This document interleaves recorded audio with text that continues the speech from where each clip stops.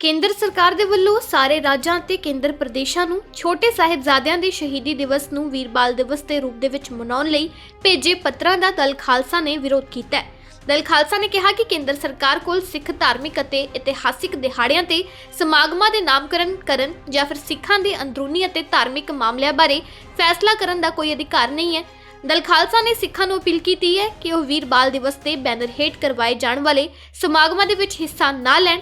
ਦਲ ਖਾਲਸਾ ਦੇ ਸੀਨੀਅਰ ਨੇਤਾ ਕੰਵਰਪਾਲ ਸਿੰਘ ਨੇ ਕਿਹਾ ਹੈ ਕਿ ਸਾਹਿਬਜ਼ਾਦਿਆਂ ਦਾ ਸ਼ਹੀਦੀ ਦਿਵਸ ਵੀਰ ਬਾਲ ਦਿਵਸ ਨਹੀਂ ਕਿਹਾ ਜਾ ਸਕਦਾ ਕਿਉਂਕਿ ਇਹ ਸ਼ਬਦ ਸਿੱਖ ਫਲਸਫੇ ਅਤੇ ਸਿਧਾਂਤਾਂ ਅਨੁਸਾਰ ਦਰੁਸਤ ਨਹੀਂ ਹੈ। ਸਾਹਿਬਜ਼ਾਦਿਆਂ ਦਾ ਸਿੱਖ ਧਰਮ ਵਿੱਚ ਬਹੁਤ ਉੱਚਾ ਸਥਾਨ ਹੈ ਤੇ ਰੁਤਬਾ ਹੈ। ਇਸ ਦਾ ਖੁੱਲ੍ਹਾ ਵਿਰੋਧ ਕਰਦਿਆਂ ਦਲ ਖਾਲਸਾ ਦੇ ਨੇਤਾਵਾਂ ਨੇ ਕਿਹਾ ਕਿ ਅਕਾਲ ਤਖਤ ਸਾਹਿਬ, SGPC ਤੇ ਹੋਰ ਸਿੱਖ ਸੰਗਠਨਾਂ ਦੇ ਸਖਤ ਇਤਰਾਜ਼ਾਂ ਦੇ ਬਾਵਜੂਦ ਮੋਦੀ ਸਰਕਾਰ ਵੱਲੋਂ 26 ਦਸੰਬਰ ਨੂੰ ਵੀਰ ਬਾਲ ਦਿਵਸ ਦੇ ਤੌਰ ਤੇ ਮਨਾਉਣ ਦਾ ਫੈਸਲਾ ਸਿੱਖ ਸੰਗਤ ਦੀਆਂ ਧਾਰਮਿਕ ਭਾਵਨਾਵਾਂ ਨੂੰ ਠੇਸ ਪਹੁੰਚਾਉਣ ਵਾਲਾ ਹੈ। ਜਥੇਬੰਦੀ ਨੇ ਅਕਾਲ ਤਖਤ ਸਾਹਿਬ ਨੂੰ ਅਪੀਲ ਕੀਤੀ ਹੈ ਕਿ ਉਹ ਇਸ ਮਾਮਲੇ ਦਾ ਨੋਟਿਸ ਲਵੇ। ਇਸ ਦੌਰਾਨ ਸ਼੍ਰੋਮਣੀ ਅਕਾਲੀ ਦਲ ਦੀ ਦਿੱਲੀ ਇਕਾਈ ਦੇ ਪ੍ਰਧਾਨ ਪਰਮਜੀਤ ਸਿੰਘ ਸਰਨਾ ਨੇ ਕਿਹਾ ਕਿ ਵੀਰ ਬਾਲ ਦਿਵਸ ਦਾ ਨਾਮ ਬਦਲ ਕੇ ਸਾਹਿਬਜ਼ਾਦੇ ਸ਼ਹਾਦਤ ਦਿਵਸ ਰੱਖਣ ਦੀ ਮੰਗ ਇਤਿਹਾਸ, ਨੈਤਿਕ ਤਰਕ ਅਤੇ ਪਾਰਟੀ ਦੇ ਕਈ ਸਾਲਾਂ ਪੁਰਾਣੇ ਸਟੈਂਡ ਤੇ ਆਧਾਰਿਤ ਹੈ। ਉਧਰ ਹੀ ਇਸ ਮਾਮਲੇ ਤੇ PM ਮੋਦੀ ਵੀ ਬੋਲਦੇ ਨਜ਼ਰ ਆਏ। ਉਹਨਾਂ ਨੇ ਸਾਹਿਬਜ਼ਾਦਿਆਂ ਨੂੰ ਯਾਦ ਕੀਤਾ ਤੇ ਨਾਲ ਹੀ ਉਹਨਾਂ ਦੇ ਵੱਲੋਂ ਵੀਰ ਬਾਲ ਦਿਵਸ ਨੂੰ ਲੈ ਕੇ ਵੀ ਵੱਡੀਆਂ ਗੱਲਾਂ ਆਖੀਆਂ ਗਈਆਂ ਨੇ। ਕੀ ਕੁਝ ਬੋਲੇ ਨੇ PM ਮੋਦੀ, ਤੁਸੀਂ ਇੱਕ ਵਾਰ ਖੁਦ ਸੁਣੋ।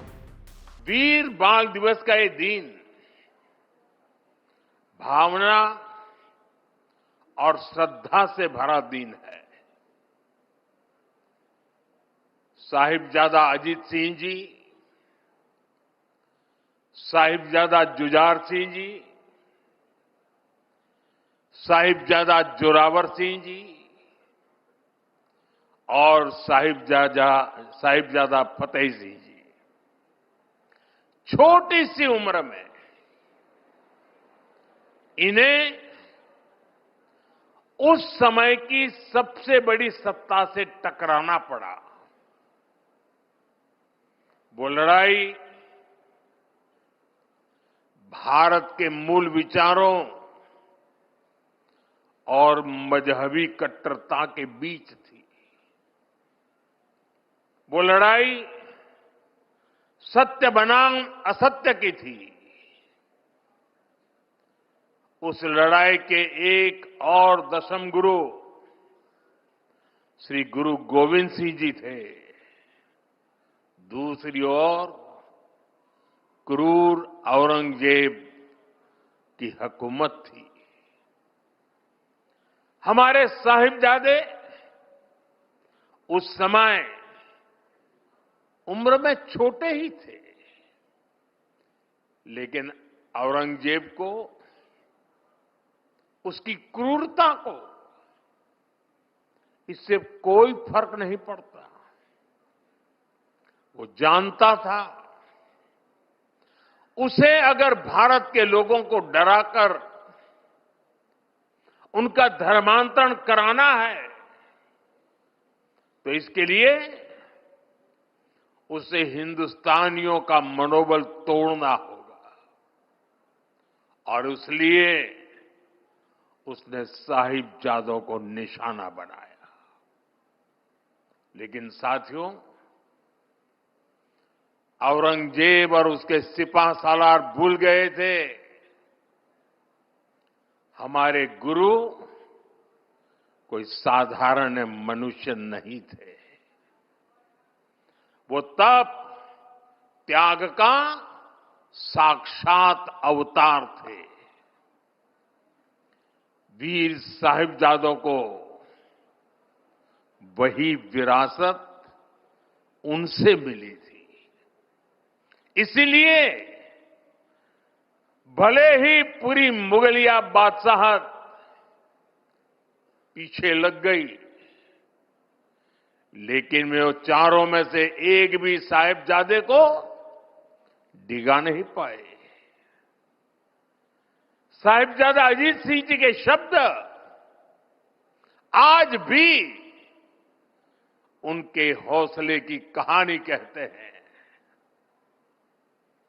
नाम का अजीत हूं,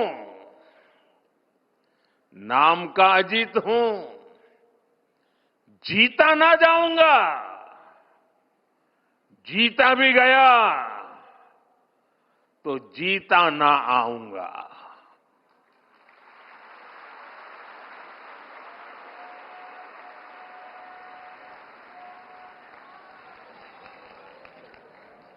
साथियों,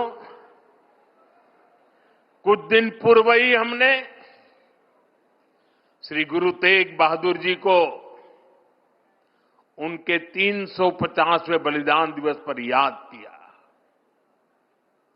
उस दिन कुरुक्षेत्र में एक विशेष कार्यक्रम भी हुआ था। जिन साहिबजादों के पास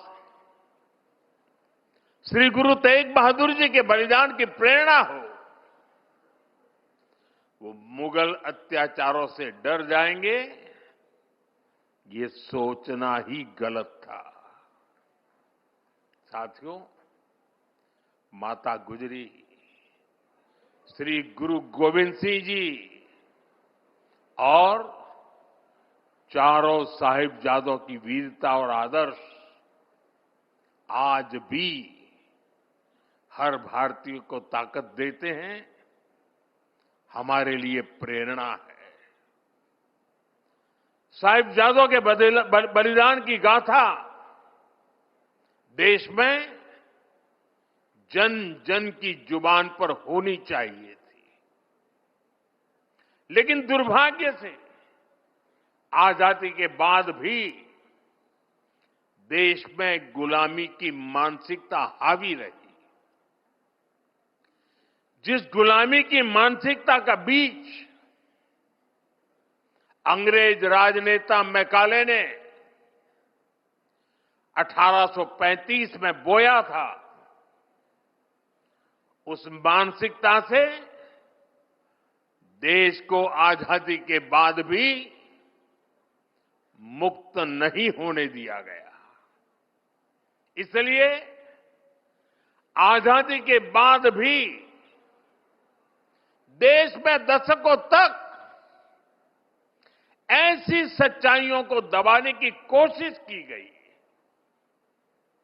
लेकिन साथियों, अब भारत ने तय किया है कि गुलामी की मानसिकता से मुक्ति पानी ही होगी। अब हम भारतीयों के बलिदान, हमारे शौर्य की स्मृतियां दबेगी नहीं। अब देश के नायक नायिकाओं को हाशिए पर नहीं रखा जाएगा और इसलिए वीर बाल दिवस को हम पूरे मनोभाव से मना रहे हैं।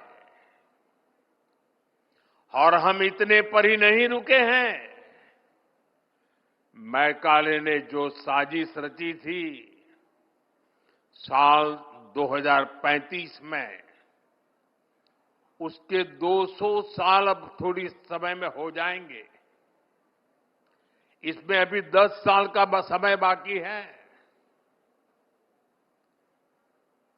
इन्हीं 10 सालों में हम देश को पूरी तरह गुलामी की मानसिकता से मुक्त करके रहेंगे। 140 करोड़ देशवासियों का एक संकल्प होना चाहिए,